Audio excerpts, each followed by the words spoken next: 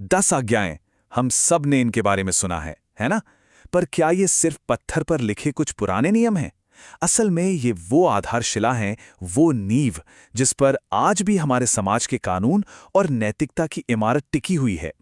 पर सोचने वाली बात यह है कि क्या हम सच में जानते हैं कि ये नियम कहते क्या हैं और हमारी आज की जिंदगी के लिए इनका क्या मतलब हो सकता है? तो चलिए आज साथ मिलकर इस प्राचीन संविधा के रहस्यों को समझते हैं। हमारा ये जो पूरा विश्लेषण है वो सीधे बाइबल की निर्गमन पुस्तक के 20वें अध्याय पर आधारित है। जी हाँ, यही वो मूल स्रोत है जहाँ ये 10 आज्ञाएं पहली बार दर्ज की गई थीं और जहाँ से इनकी हजारों साल लंबी यात्रा की शुरुआत हुई। तो सवाल ये उठता है कि आखिर ये 10 नियम हैं क्या? वो कौन से ऐसे मजबूत सिद्धांत हैं जिन्होंने ना सिर्फ बड़े बड़े साम्राज्यों को आकार दिया, बल्कि आज भी कहीं ना कहीं हमारे सोचने के तरीके पर असर डालते हैं? चलिए एक एक करके इन्हें जानते हैं।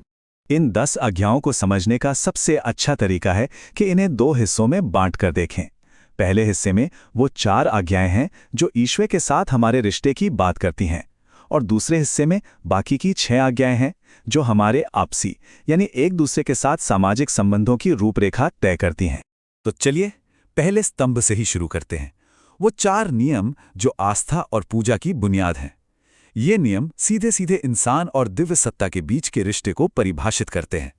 और इस स्तंभ की शुरुआत होती है सबसे पहली और शायद सबसे अहम आज्ञा से। ये एकेश्वरवाद की नींव रखती है। ये है एकेश्वरवाद का मूल मंत्र, मतलब केवल एक ही सर्वोच्च शक्ति की उपासना करना। और ये सिद्धांत तो कई बड़े धर्मों का केंद्र बिंदु रहा है। अब आते हैं दूसरी आज्ञा पर। ये पहली आज्ञा के विचार को ही एक कदम और आगे ले जाती है और पूजा के तरीके को साफ करती है।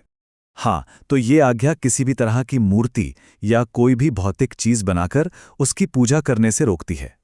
इसका मकसद ये पक्का करना था कि आस्था किसी वस्तु में नहीं बल्कि उस अदृश्य शक्ति में ही बनी रहे। तीसरी आज्ञा, ये हमारे शब्दों और उनके इस्तेमाल से जुड़ी है, खासतौर पर तब जब बात ईश्वर के नाम की हो। ये सम्मान और श्रद्धा पर जोर देती है। इसका सीधा सा मतलब है कि ईश्वर के नाम का इस्तेमाल कभी भी फालतू में या अपमान करने के तरीके से नहीं किया जाना चाहिए। ये पवित्रता और सम्मान बनाए रखने का एक नियम है। और पहले स्तंभ की चौथी और आखिरी आज्ञा हमें याद दिलाती है कि हमारी जिंदगी में सिर्फ काम ही सब कुछ नहीं है, बल्कि आराम और चिंतन भी उतना ही जरूरी है। ये आज्ञा हफ्ते में एक दिन काम से छुट्टी लेने और उसे आराम व आध्यात्मिक सोच विचार के लिए समर्पित करने को कहती है। ये जिंदगी में संतुलन और मानसिक शांति की अहमियत बताती है। तो अब हम दूसरे स्तंभ की ओर बढ़ते हैं। ये वो नियम है जो हमारे एक दूसरे के साथ व्यवहार और कह सकते हैं कि एक अच्छे समाज की नींव को परिभाषित करते हैं। पांचवी आज्ञा एक पुल की तरह है जो ईश्वर के साथ हमारे रिश्ते को समाज के साथ हमारे रिश्ते से जोड़ती है, और इसका केंद्र है परिवार, जो समाज की सबसे पहली इकाई होता है। ये आज्ञा माता पिता और बड़ों का आदर करने के महत्व पर जोर देती है। इसे किसी भी स्थिर और स्वस्थ समाज की बुनियाद माना गया है। अगली 3 आज्ञाएं बिल्कुल सीधी और साफ हैं, कोई लाग लपेट नहीं। ये समाज के लिए सबसे विनाशकारी 3 कामों पर रोक लगाती हैं: हत्या, व्यभिचार और चोरी। ये तो किसी भी सभ्य समाज के लिए एकदम बुनियादी नियम है। हमारे कामों के बाद अब 9वीं आज्ञा हमारे शब्दों की ताकत और उसकी जिम्मेदारी पर ध्यान खींचती है, खासकर तब जब किसी और की इज्जत दांव पर हो। ये नियम बताता है कि किसी भी समाज में सच्चाई और ईमानदारी कितनी जरूरी है।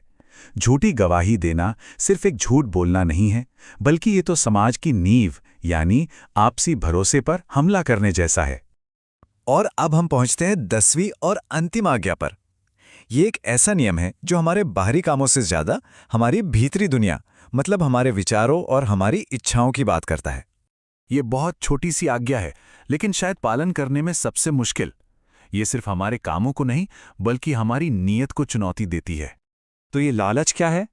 इसका मतलब है किसी और की चीज को पाने की जबरदस्त इच्छा रखना। और यही बात इस आज्ञा को अनोखा बनाती है। ये किसी काम पर नहीं, बल्कि उस इच्छा पर ही रोक लगाती है जो उस बुरे काम की जड़ है। एक तरह से ये सिखाती है कि कोई भी गलत काम अक्सर एक गलत सोच से ही तो शुरू होता है। तो इन 10 सरल से दिखने वाले नियमों का हम पर असर क्या हुआ है?